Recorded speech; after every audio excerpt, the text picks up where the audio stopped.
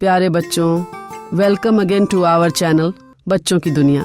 चलिए शुरू करते हैं आज की कहानी।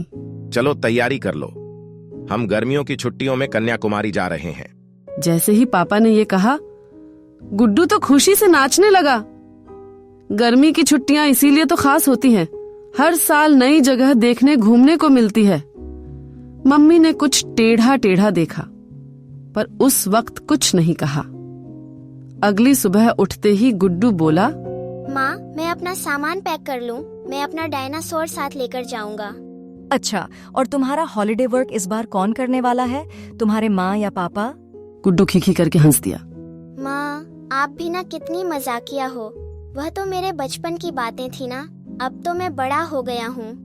रहने दो, तुम इतना ही बड़े हुए हो कि किचन की शेल्फ से बिस्कुट चोरी कर सको, बाकी कुछ नहीं।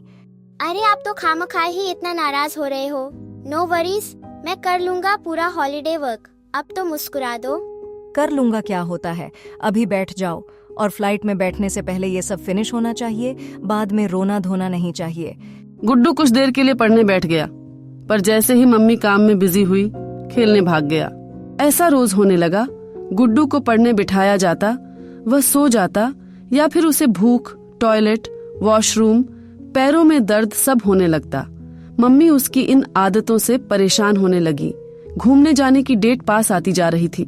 अगले दिन मम्मी ने गुड्डू को एक कार्टून फिल्म दिखाई। इसमें एक गधा सारा दिन काम करके लौटा है, उसकी पीठ पर बहुत बोझ भी है, पर वह उस बोझे समेत ही खाना खाने बैठ जाता है। जब सोने गया तो भी बोझ को नहीं उतारा। गुड्डू ये देखकर जोर से हंसने लगा। क्या हुआ, हंसी क्यों आ रही है? देखो ना माँ, ये कितना बेवकूफ है।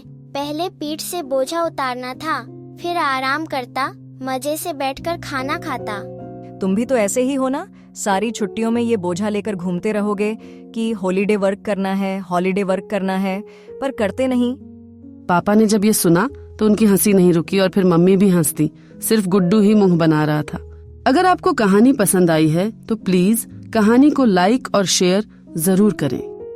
गुड्डू पर इस बात का असर 2 दिन ही रहा, फिर वही हरकतें। तो मम्मी को फिर कोई तरकीब लगानी पड़ी। इस बार माँ ने पैर में एक कांटा ग्लू से चिपका लिया और दर्द से चिल्लाने लगी। गुड्डू भाग कर आया। अरे इतना बड़ा कांटा, लाओ माँ, मैं निकाल देता हूँ। नहीं नहीं, दर्द हो रहा है, छूना मत। फिर मम्मी उस कांटे को पैर में लेकर सारे घर में घूमती रहीं। टीवी भी देखा, खाना भी खा लिया, दर्द दर्द भी बोलती रहीं। शाम तक गुड्डू की बस हो गई। माँ, आखिर ये कर क्या रही हो आप? पैर में कांटा लेकर कौन घूमता है? इसे पहले निकालो, फिर कुछ करो। नहीं, मुझे तो मेरे बेटे जैसे ही बनना है। अब इसमें बेटा कहाँ से आ गया? मैंने कब किया ऐसा? अच्छा बताओ, जब तुम होमवर्क या हॉलिडे वर्क पूरा नहीं करते तो क्या होता है, तुम्हें कैसा लगता है? जिस दिन होमवर्क पूरा नहीं होता उस दिन स्कूल जाने में इतना मजा नहीं आता, और जब हॉलिडे वर्क पूरा नहीं होता तो हर काम के बीच में याद आता रहता है कि काम अभी बाकी है। खेलने में भी इतना मजा नहीं आता। तो तुम भी तो इस कांटे को अपने दिमाग में लेकर घूमते रहते हो। काम वक्त पे खत्म क्यों नहीं करते? फिर मेंटली फ्री होकर हॉलीडेज का मजा लो। गुड्डू की हंसी निकल गई। अच्छा, तो ये बात थी। पैर में कांटा, दिमाग में परेशानी। क्या गजब तरीका ढूंढा आपने। पर मैं समझ गया कि काम को वक्त पे करो। टालने से सिर्फ टेंशन ही बढ़ती है और कुछ नहीं होता। लो, अब देखो आप मेरी स्पीड। घूमने जाने से पहले सब ठीक से खत्म करके आपको दिखाऊंगा। और फिर गुड्डू ने अपना प्रॉमिस पूरा किया और बिना किसी टेंशन के अपनी हॉलीडेज को पूरा एंजॉय किया।